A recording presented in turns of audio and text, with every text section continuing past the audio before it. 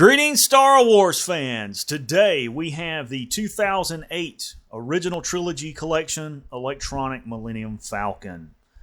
I'm really excited to have this. I picked it up in an eBay auction a couple of weeks ago. And I was after a Legacy Collection Falcon, but I just couldn't find one at the price point that I was comfortable with. So I got this one for $75. Now, this one was loose without the box or the instruction sheets, and there are two pieces that have some broken parts on them. But nonetheless, it's in overall pristine condition. There's no yellowing on the plastic, and it was really well taken care of. All of the electronic lights and sounds work on it, and it's just a really great addition to any Star Wars collection, I think. And, you know, if you can't afford the Legacy Falcon, in my opinion, this would be the one to get simply because it does have the lights and sounds. Now, in the packaging, mint and box, I've seen it go for around $400 on Amazon and probably a similar, if not more exorbitant price on eBay. However, if you were to buy it loose, you could probably get a really great deal on it like I did. So if you don't have a Millennium Falcon in your Star Wars collection, this would be the one to go after, I think, just because of the price point on it. This ship is 21 inches long from the front of the mandible to the rear of the thruster bank.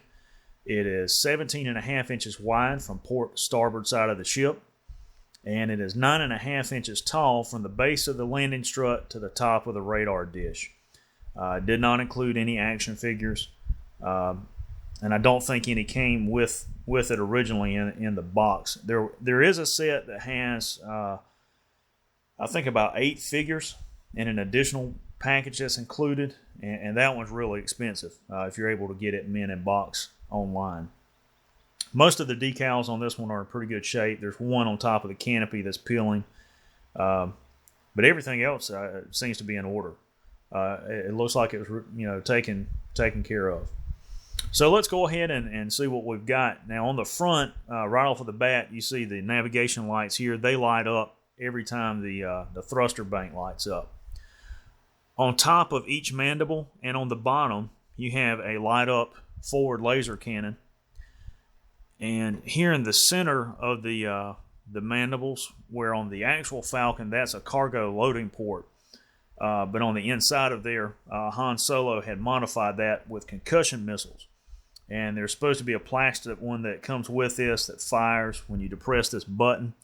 And it has a sound effect with it as well. I don't have the concussion missile, but the sound effects work just fine. And that's really great. Over here at the cockpit, the canopy will open, and it comes off pretty easy. You could fit 2 original trilogy collection or vintage collection figures in there. Power of the Force figure, probably just 1 because they're really wide at the shoulders. Your radar dish will, of course, rotate 360 degrees.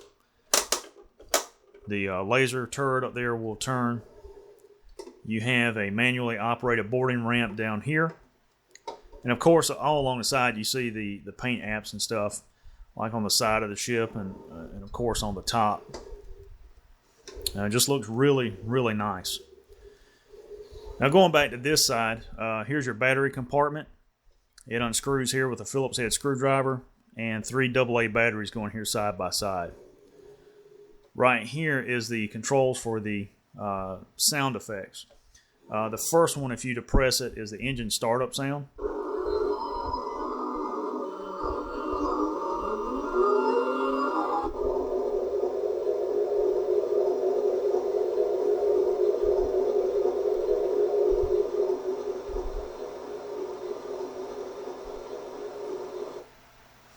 The second button operates the forward laser cannons.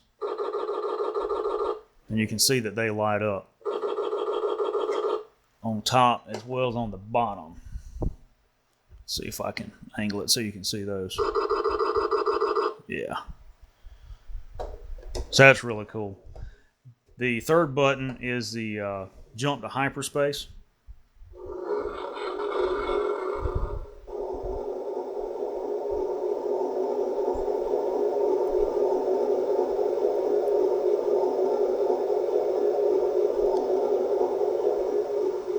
And then the last sound effect is the cruise and flyby.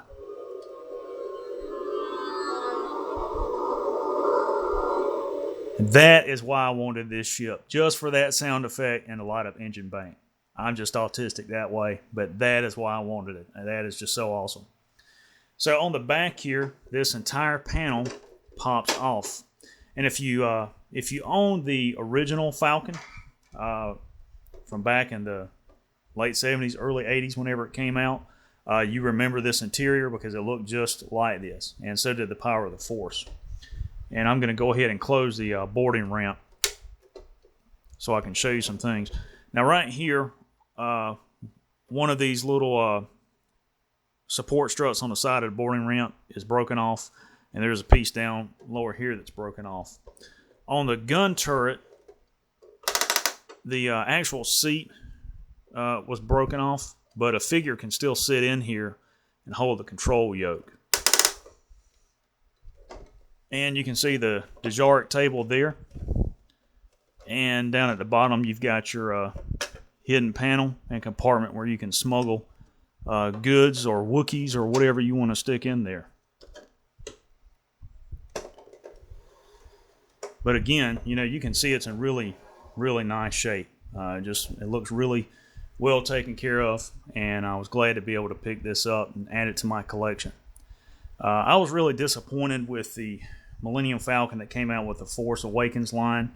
The upside to that is the sound effects to that ship. It's motion activated. If you lift it up, you know, it has the engine startup sounds, and banking it side to side, it has the flyby sound. So that was a really cool feature. But other than that, I mean, it was just poorly done all the way around. And in my opinion, it's not worth the price tag of $100 on sale. I think initially it was going for like $150, $170. Yeah, it's not worth that. So if you don't have a Millennium Falcon in your collection, as I previously stated, I think this would be the one to get if you can't afford or don't have the room for a Legacy Collection Falcon. So there you go, ladies and gentlemen, the original trilogy collection, Electronic Millennium Falcon from the 2008 Star Wars toy line. Hope you guys have a great day. May the Force be with you.